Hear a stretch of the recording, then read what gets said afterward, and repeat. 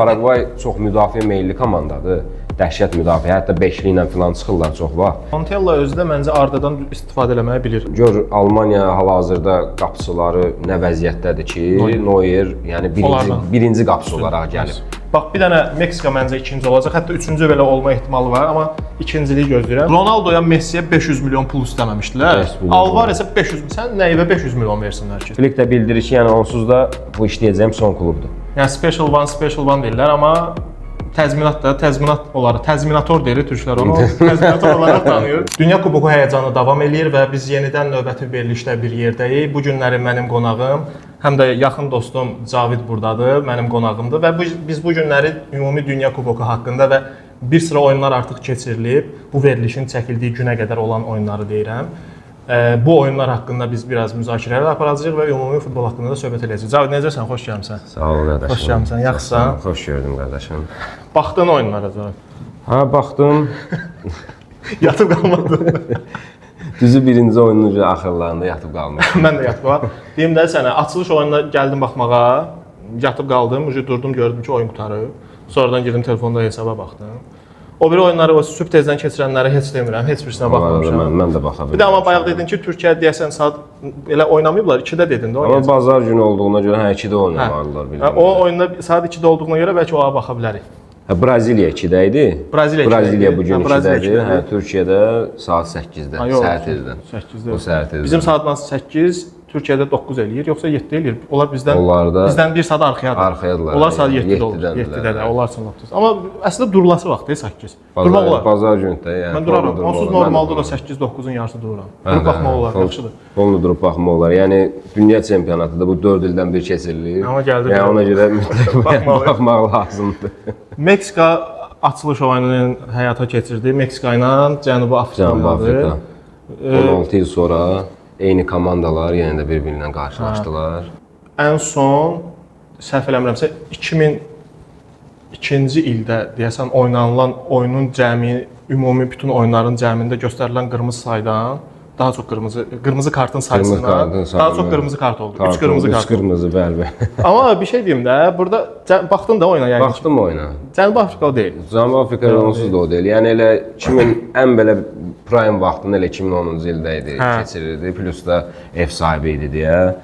Həm də gözəl oyunçuları var idi. Özü də çempionatın ən yaxşı qolunu da Çabalala vurmuşdu. O qol sevincin şeylədi də, Meksikalı oyunçu təkrarladı. İkinci qolda yoxsa birinci qolda? Yadıma gəlmir də hansı qoluydu. Mən şey gördüm, fraqment gördüm də. Bu qol sevinci var ya belə qolda. Təkrarladılar. Onu heç görməmişəm. Yaddan çıxarmırlar o qol sevinci. Amma bu qırmızı kartlar Hakimi gördü necə həyəcanlı. Hakim çox həyəcanlı. Hakimin ingilis dilini mən ingilis dilini ondan daha gözəl danışıram məncə vallahi.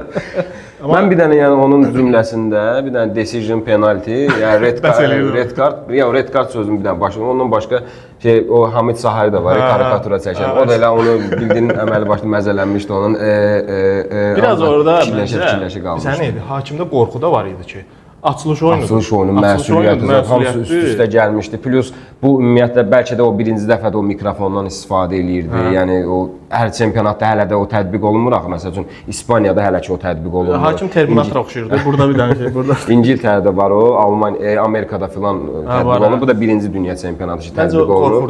Plus da o qədər də yəni düzdür təcrübəli hakimdir.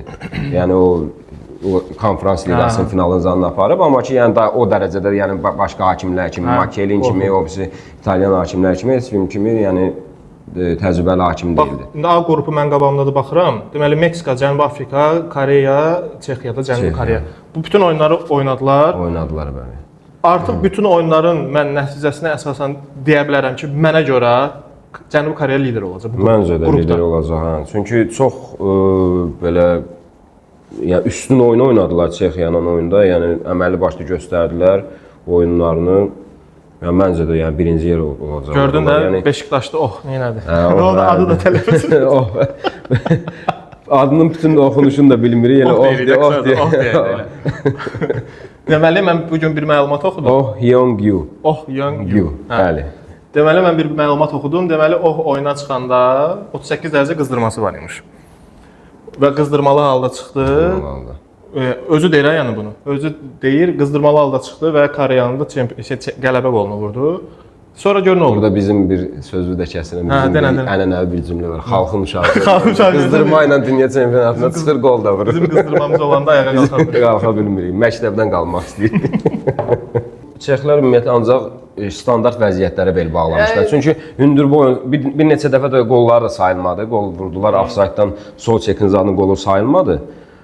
Amma konkret olaraq hündür boyundan istifadə edib o avantajı dəyərləndirmək istəyirdilər. Başqa heç nə eləmək istəmirdilər. Yəni Çexlər o deyil. Yəni qrupun A qrupunun lideri mənə görə Cənubi Koreyadır və məncə də. biz bundan əvvəlki verilişlərdə də müzakirə eləyirdik ki, məsələn sürpriz eləyəcək bir komanda mən Cənubi Koreyadan bu dəqiqə sürpriz gözləyirəm. Əlavə eləmək olar istəyir siyahıya. Mən də Cənubi Koreyadan bunu gözləyirəm. Demək olar ki, ev sahiblərinin hamısı uduzmadı da. Bir də Kanada bərabərə qaldı. Kanada oyununda da ki 1-1 qutardı. Bosniya əvvəllər bəlkə biraz Bosniyadan nəsə gözləyirdik. Bosniya artıq onsuz da yəni dünya çempionatına da demək olar əzab zillətlə çıxdılar. Yəni sürprizlə çıxdılar. İtaliyanı kənarlaşdırdılar. Yəni həmişə onlar onsuz da müdafiə meylli oyundan seçiliblər. Mən xatırlayıram ki 2014-cü ildə Argentinanın qrupundaydılar. Yəni demək olar 90-cı dəqiqəyə kimi yəni müdafiə oturdular. Axırda yəni Messinin pasından sonra Di Maria falan qol vurmuşdu. Yəni həmişə onlar ümumiyyətlə müdafiə meylli oyunu oynayırlar. Ən əsas aparıcı oyunçuları onsuz da həmişə biz Dzekonu tanımışıq. Dzeko da artıq 40 yaşına demək olar qədəm qoyub. Yəni qocalardandır. Hətta heç bu oyunda belə onu görə bilmədik. Mən nə qədər gözlədim məsəl üçün ən azı bir nə qədər də mən nə qədər qoca olsam da dəyərəm Mincavana bir məsələsi olar, amma heç salmadılar heyətə. Salmayacaqlar. Bəlkə də salmayacaqlar. Mən ən əsas bu oyunda gözləyirdim ki, yəni Kanada ilə məsəl üçün elə ən belə yəni rəqib kimi birinci, ikinci yerləri bölüşəcək komandalardan biri idi bunlar. Yəni Kanada ilə belə o Dzekonu salmadı. Bəlkə təcrübəsinə istifadə edə bilərdilər, amma təcrübəyə qalsa Ronaldo da var, Messi də var, amma 40-ı atlayır, keçir deyə. Onlar bu dəqiqə komandaya mən hər demək olar motivasiya üçün. Motivasiya üçün. Mən həm yenə də deyirəm, keçən səfər də dedim, onlar sadəcə motivasiya üçün. Onları heç vaxt biz keçmişin pisləyə bilmərik, o Dzekonu, təbii ki, karyeralarını pisləyə bilmərik, amma yaş öz sözünü deyir də. Yəni Dzekodur, Modric'in özüdür, sonra Neuer'in özüdür. Onlar hamısı 40 yaşı keçib. Neuer belə baxanda amma Neuer'dir də. Neuer'dir. Düzdür, təbii ki, bizə öyrəşdirdiyi Neuer deyil, amma yenə də Neuer'in adı ilə bəsdir. Çempionlar Liqasında Neuer nə edirdi gör?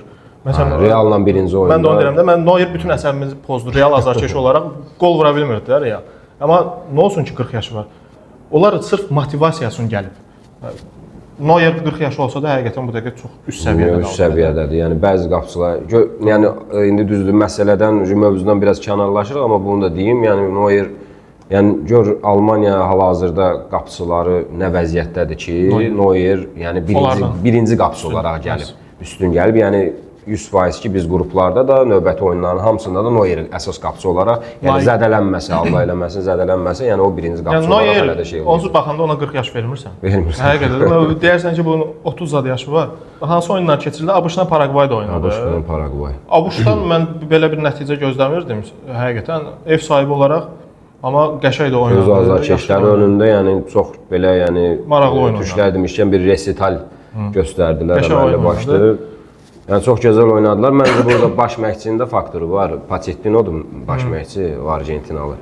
Yəni çox gözəl oyun oynadırdı. Qəşəng oyun oynadı. Yəni bilmirəm indi yəni qarşısındakı komanda çox belə yəni aralar buraxırdı, ara paslar boşluqlar dəhşət buraxırdı, ara paslar dəhşət keçirdi. Açıq oyun oynayırdılar. Açıq oyun oynayırdılar. Yəni mən hələ oyunu əslində mən özdə Paragvay çox müdafiə meylli komandadır. Dəhşət müdafiə, hətta beşli ilə filan çıxırlar çox vaxt. Yəni beşli müdafiə ilə çıxırlar. Yəni çox qapalı, ancaq standart vəziyyətlərdən filan qol vuran komandadır. Mən sırf Amerikanın qarşısında elə açıq futbol oynayacağını gözləmirdim. Amma əməlli başlı Pulisicin özü, yəni fərdi ustalıqla da nə qədər epizodlar yaratdılar. Balogunun özü Monacoda çıxış eləyir. Yəni super 2 dənə qol vurdu. Hətta birində vurdu, ofsaytdan sayılmadı. Aysa oyundan çıxdı bax. Belə deyim də, mən fikirləşirəm ki, bütün ev sahibi ölkələr oynadı, Meksika oynadı, Kanada oynadı, ABŞ oynadı. Bunların içindən bir dənə Meksikanı mən qrupda ikinci görürəm. Çünki orada Cənubi Koreyanı artıq mən Meksikadan üstün görürəm. Bax, bir dənə Meksika məncə ikinci olacaq, hətta üçüncü belə olma ehtimalı var. Amma ikinciliyi gözləyirəm. İkinciliyi, Qalan amma Kanadada, ABŞ-da qrupda liderlik şansı var. Amma yox, ABŞ-ın qrupunda Türkiyə var. Türkiyə var. Türkiyə var. ABŞ-ın qrupunda mən siftədən, yəni mən ABŞ-ın məsələn yoldaşlıq oyunlarına falan baxmamışdım. Yəni nə vəziyyətdə olduğunu bilmirdim. Türkiyə mediası da özün də bilirsən necə ümumiyyətlə PR eləyir. Hətta neçə illərdir ki, bizim çocuklar deyə, yəni dəhşət reklam eləyirlər. Amma hələ də görürük ki, yəni 2002 generasiyasından önə keçə bilməyiblər. 2002 generasiyası sonra 2004-də, 2008-də yəni belə davam elədilər. Yəni çox gözəl də nəticələr əldə etdilər. Yəni 3-cü yer tutdular, sonra yəni 2008 idi o. 2002-də yəni dünya çempionatı 3-cü yer, 2008 Avropa çempionatında yenə də 3-cü yer, 4-cü yer. Yəni Almaniyaya uduzmuşdular. Amma mən bir şey deyim də 2008 Türkiyə kimi Türkiyə çətin gələr. Məncə də çətin gəlir. Çünki yəni onlarda da yəni baxıram yəni demək olar heyətləri qarşılaşdırırsan, bir-birlərinin əski yanları yoxdur oyunçuların. Hətta üstün yanları var. Məsələn o illərdə Nihat Kahveci ucu demək olar qocalmışdı. Real Sociedad'dakı Nihat Kahveci deyildi, Villarreal'da oynayırdı. Artıq demək olar karyerasının düzdür lap axırları olmasa da 28-29 yaşı var idi. Ucu qocalmağa doğru gedirdi. Amma oyunun taleyini dəyişir. Taleyini dəyişəcək oyuncuydu. Tuncay Şanlı'nın özü olsun, Semih Şentürk. Hər oyuncu girirdi qol vurdu. Amma bir şey deyim də bax, bir fərqdə bilirsən nədir? 2008 Türkiyəsində indiki qədər məşhur ulduz yox idi. Yox idi. Onu demək istəyirəm. Ona gətirmək istirdim ki, yəni məsəl üçün, yəni 18, 19, 20 yaşındakı oyunçu Real Madriddə oynayır. Dünyanın ən böyük klublarından birində oynayır. Kenan Yıldız hətta ucu o dərəcədir ki, türklər onu necə PR eləyiblərsə, Juventus da ondan istifadə eləyir sosial şəbəkələrdə. Yeni Star boydu, yeni Del Piero gəldi filan, onun nömrəni də veriblər deyə daha da məsuliyyət yüklüblər, amma Juventus da onun altından çıxa bilir o məsuliyyətin altından. İndi bilmirəm görək Türkiyədə o indi məsəl üçün Hakan Çalhanoğlu. Hakan Çalhanoğlu klublarda Supermendir, super. Yəni onda onluq, həqiqətən də 10 nömrənin haqqını verən oyunçudur. Amma Kərəm Aktürkoğlu. Amma məsələn dünya ölkədə həmin Hakanı görə bilmirik. Hətta mən nə qədər Türkiyədə yəni yazılanları da görürəm, Hakanı pisləyirlər. Amma Hakan gedir Interdə gedir Çempionlar Liqası finalı oynayır. Interlə Türkiyə millisini bir tutmadı. İndi də yenə deyirəm, mən həmişə onu demişəm. Adicə Yamalın özü, nə bilim, Vinicius'un özü, Mbappe'nin özü, bu Arda'nın özü, kim olur olsun da bütün o ulduzları götürək. Harry Kane'in özü. Bunlar öz klublarında fantastika yarada bilərlər. Amma bunlar millidə yenə də eyni komanda yoldaşlarından oynamır. Hamısı bir yerdədir. Plus baş məşqçi o deyil, taktika o deyil, sistem o deyil. Bəzən görürsən ki, oynadığı mövqe o deyil. O deyil. Ona görə də indi biz o Çalhanoğlu'ndan da o Avropada oynadığı oyunu gözləyə bilmərik. Düzdür, mən də məsəl üçün Türk azarkeşlərin özü kimi fikirləşirdim. Onlar bu Montella'nı çox tənqid eləyirdilər də ki, yəni normal oyun oynatmır. Yəni sırf bu oyunçulara yaraşacaq oyun oynatmırdı. Amma halbuki yəni nəticə verir də. Bu komanda nəticə verir. Yəni sən 24 il sonra dünya çempionatına qatıldın. Montella özü də məncə Arda'dan istifadə eləməyi bilir. Axırıncı hazırlıq oyununda da Arda'nın 2 qola qatqısı oldu da. Yəni Montella Arda'nı istifadə eləməyi bilir. Digərlərini tam bilmirəm, amma Arda'da məsələn yaxşı istifadə edə bilir. Çünki ondan qabaqki baş məşqçilər Hakanı 10 nömrə pozisiyasında oynadırdılar, amma biz gördük ki, illər keçdikcə o düzdür. Leverkusen'də falan oynayanda 10 nömrə pozisiyasında oynayırdı. Hücumu quran pozisiyadaydı. Sonradan arxaya çəkildi. Milan karyerasında ən əsaslı Interdə onu Inzaghi əməlli başlı dayaq yağı müdafiəsi kimi istifadə etməyə başladı. Artıq gördü ki, Montella da İtalyandı, yeri gəlmişkən. Artıq gördü ki, doğrudan da yəni təkcə əvvəllər Hakanın üstündən sən doğru vurğuladın. Hakanın üstündən oyunu idarə eləməyə istəyirdi. Amma indi Arda'nı da üstündən idarə eləmək istəyir ki, yəni təkcə ulduz komandada Hakan deyil. Xəbərin oldu da Mourinho da gəldi Reala. Sən qatı Barcelona fanatı, mən qatı Real fanatı, həmişə bir-birimizi qırırıq bunun üstündə, əsasən də El Clasico'larda. Mourinho gəldim, amma mənim ürəyimcə heç deyil. Yəni special one deyirlər, amma təzminat olaraq, təzminator deyir türklər onu, təzminator olaraq tanıyır. Benfica'dan təzminat, Fenerbahçe'dən təzminat və Real Madrid. Hətta Real Madridin özündən də təzminatla getmişdi bildiyim qədər. Orası tam yadımda deyil, amma indikini deyə bilərəm ki, indiki müqaviləsində təzminat şərtləri qeyd olunub. Mən fikirləşirəm ki, Mourinho artıq məşqçiliyin başını buraxıb, gedir, müqavilə bağlayır, təzminatını alır, çıxır gedir. Artıq bu biznesə çevirib, mən elə fikirləşirəm və Real Madriddə də elə bir hoqqa çıxardacağını düşünürəm, amma nə ağılla Mourinho gətirirlər, hələ də mənə çatmır. Sən nə fikirləşirsən, Mourinho nə edəcək? Mourinho sən belə Real Madrid azarkeşi olaraq heç nə gözləmirsənsə, mən də düzü gözləmirəm. Yəni Mourinhodan nəsə maraqlı bir şey. Çünki son vaxtlarda düzdür, top klublarda işləməyib. Yəni demək düzdür, yəni Benfica'da filan, Roma'da filan, yəni nəticələr, United'da da nəticə filan verdi, amma ki işləməyib də bu insan. Yəni ən axırıncı uğurları yəni Real Madriddə idi. Onda belə yəni Avropada bir uğur qazana bilmədi. Yəni Barselonanın hegemoniyasına düzdür, son qoya bilən yeganə məşqçilərdən idi. O da maksimum 1 il, 2 il oldu. Bir dəfəsində İspaniya çempionatı utdu, La Liqanı utdu, bir dəfə də Kral Kuboku utdu. Super Kuboku filan uda bilmədi. Yəni cəmi o yəni Ronaldo belə yəni 2 dəfə La Liqanı udub, bir Mourinho vaxtında, bir də Ancelotti vaxtında. Daha doğrusu deyəsə Zidane'ın vaxtında olmuşdu. Nəsə, yəni məncə Perez yenidən Mourinhonu gətirmək səbəbi odur ki, yenə də ulduzlar toplusu olub Real. Yəni Mourinho da ulduzlarla işləyə bilən məşqçilərdəndir. Necə ki, bunu Arbeloa gördük ki, işləyə bilmədi. Nə bilim, Arbeloa düzdür, onsuz da baş məşqçi deyil də demək olar. Yəni Kastilyadan gəlmişdi. Ondan qabaqki Alonso gördük ki, ulduzlarla işləyə bilmədi. Yəni 3 sənə görmüşük ki, Realın baş məşqçisi ulduzlarla işləyə bilən biri Mourinho idi. Yəni bununla estafeti başlatdı Mourinho, ondan sonra Ancelotti gəldi. Arada Zidane karyera oldu, sonra təzədən Ancelotti filan. İndi görəydi, amma heç inanmıram ki, yenə də məncə yəni köklü səbəb baş məşqçilikdən getmir. Reala demək olar, yəni baş məşqçi lazım olmayan komandalardan biridir. Yəni demirəm, ümumiyyətlə lazım deyil, olmalıdır. Amma ki, oyunçular hal-hazırda yəni böyük lobbilər yaradıblar, hərəsi özlüyündə bir klub yaradıblar. Mbappe, Bellingham, Vinicius. Məsəl üçün Mbappe'nin bəlkə də adı çıxıb, bəlkə də heç o qədər yəni mediaya sızdırılan məlumatlardır, bəlkə də bizi alladırlar o dərəcədə. Amma düzdür, bəzi videolarından oyuna da baxanda əslində görürsən, bəzi hərəkətlərindən görürsən, amma təkcə bu Mbappe ilə bitən məsələ olmamalıdır. Yox, ümumi Real Madridin özündə problem var. Məsələn, Alonso'nun o bizim el arasında deyək torbasını tikdilər də. Torbasını tikdilər də kim tikdi? Vinicius'la Mbappe tikdi. Mbappe tikdi. Hətta Bellingham'ın belə adları gedirdi. Ümumiyyətlə oyuna baxanda onsuz da bilinirdi. Mən Real Madridin oyununa baxanda görürdüm ki, Vinicius, Bellingham, sonra deyəsən Bellingham yox, belə deyildi. O dövr biraz zədəli zad oldu, çox oynamadı. Mbappe. Vinicius'la Mbappe mən oyuna baxanda görürdüm ki, bunlar öz mövqesində deyil. Mbappe qaçmır, Vinicius orada yer yıxıdırlar, şüvənini qaldırır, nə bilim, yəni Mbappe elə şeyin Arbeloa'nın vaxtında da öz mövqeyində oynamırdı. Məsələn, bu olmalıdır mərkəzdə qapının yanında gəlirdi dayanırdı. Bilirəm. Çünki öz mövqeyi deyil axı. Real Madrid o boyda səhv elədi. Yəni burada məsələn hətta Rodrigo belə zədələnməmişdi. Rodrigo'nu 3-ün birindən oynadı. 3 dənə cinah oyunçusun eyni vaxtda oynadı. Burada məsələ məşqsiz deyil. Düzdür. Mourinho vaxtında deməli Realı 100 xalla rekord qırada 121 qol vurub çempion eləyib. 100 xal toplayıb. Buna sözümüz yox. Bir dənə əskiyi qalıb Çempionlar Liqası qalıb. İndi onda deyirlər ki, gəlib bu əskiyi tamamlayacaq.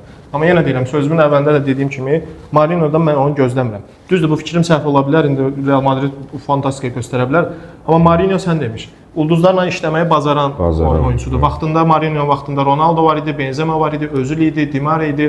Mərkəzdə Khediranı oynadırdı. Plus da Portuqalları yığıb gətirmişdi. Carvalho olsun, Marcelo'nu oynatmırdı bu insan. Coentrao'ya güvənmişdi. Hətta ondan da nəticə görə bilirdi.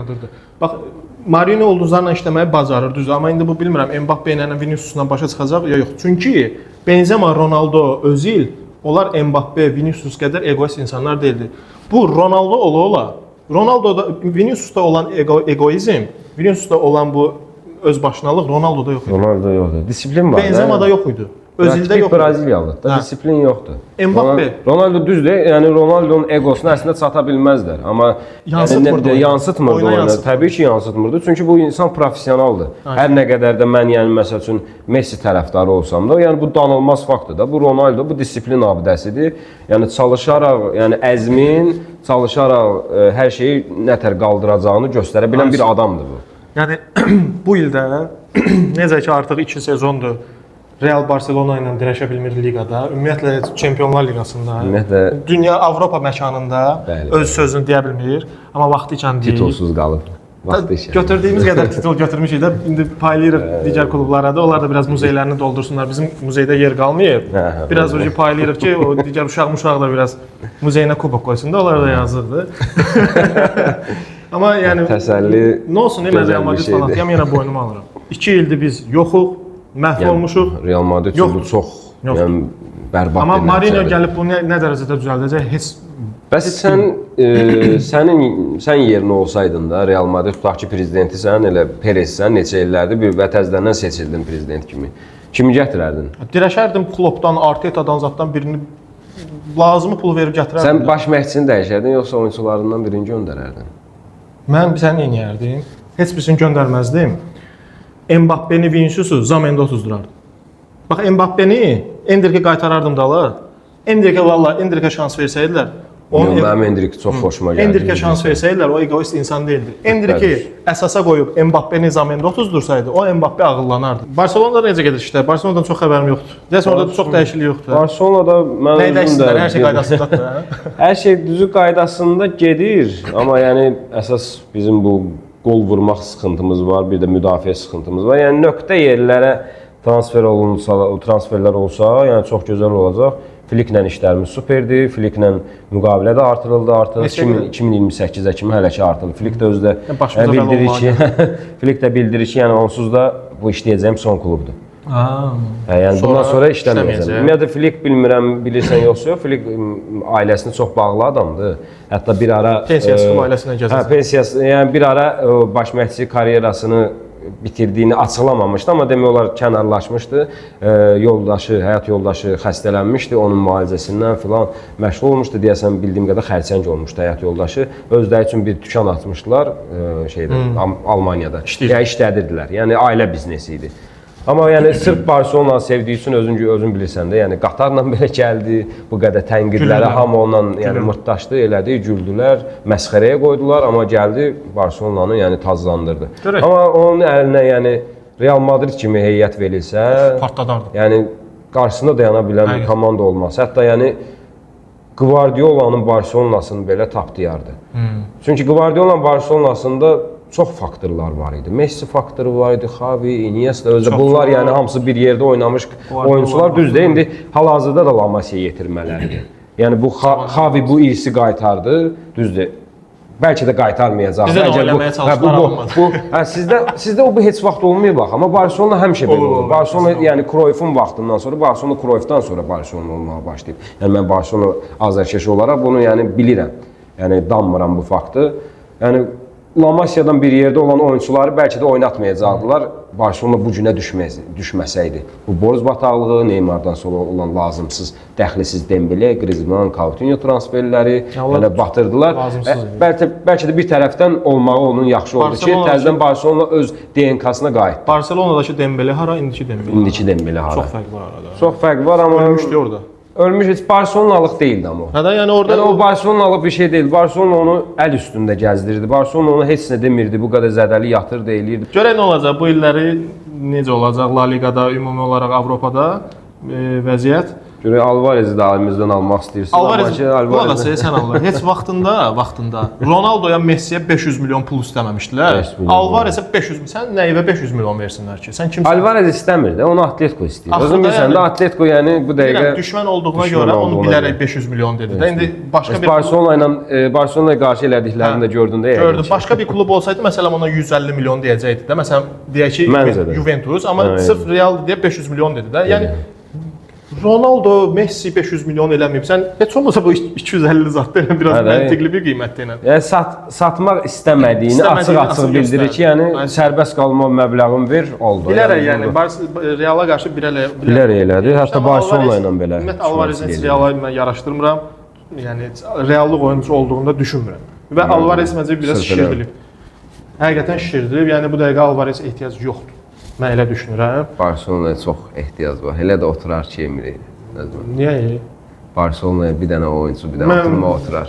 Bəlkə də ola bilər. Gələ Barselonaya, onu da görərsən. Kimin yerinə oynadarsan ki, orada Alvarez? 9 nömrə, saxta 9 nömrə. Barselona neçə illər Messi kimi saxta. Mən demirəm, mən Messi-nə eyniləşdirmirəm. Leva gedir də onsuz da. Levanın əvəzinə, məsəl üçün düzdür, indi Gordon hal-hazırki variantda 9 nömrə kimi oynayacaq. Rashfordla alınmadı, solda Rafinha, ortada Olmo, qabaqda da Gordon oynayacaq. Belə, Cavid, sənə təşəkkür edirəm. Çox sağ olun. Sənlə bugün burada söhbətimiz, ümumi dialoqumuz maraqlı alındı. İnşallah yenə səninlə görüşəcəyik. İnşallah. Gəldiyin üçün, dəvətimi qəbul etdiyin üçün çox sağ ol. Son olaraq səndə əgər bir futbol sevərlərə sözün varsa, ümumi olaraq deyə bilərsən, yoxsa biz videonu burada yekunlaşdıra bilərik. Futbolla qalın, həmişə futbola baxın. Belə, çox sağ olun bizi izlədiyiniz üçün. Videomuzu bəyənməyi və öz fikirlərinizi videonun altına yazmağı unutmayın. Sağ olun, növbəti verilişlərdə görüşərik.